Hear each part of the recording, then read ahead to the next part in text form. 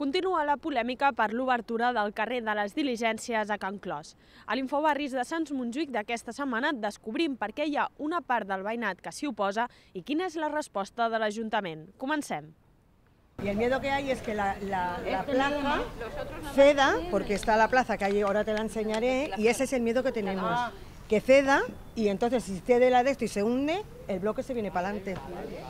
Aquesta és la por que tenen alguns veïns de Can Clos si finalment tiren endavant les obres del carrer de les Diligències. Jo visc en el bloc que justament passa pel davant.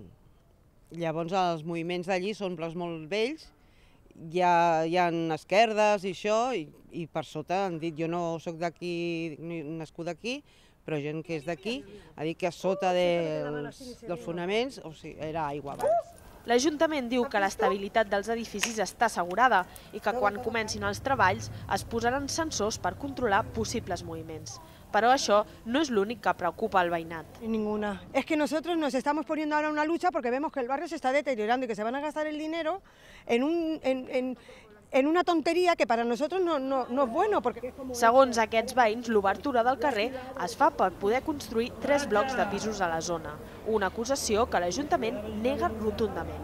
Hi ha gent que explica coses que no són. L'Ajuntament no especula, això per principi, i menys a Can Clos. Nosaltres el que estem fent en aquests moments és, el que li he dit, és obrir el carrer Diligències per connectar-lo amb el carrer del mig de Can Clos, i això no implica la construcció de res. L'Ajuntament i l'Associació de Veïns de la zona coincideixen a afirmar que és un projecte consensuat entre les dues parts, assegurant que només és un petit grup de veïns els que hi estan en desacord.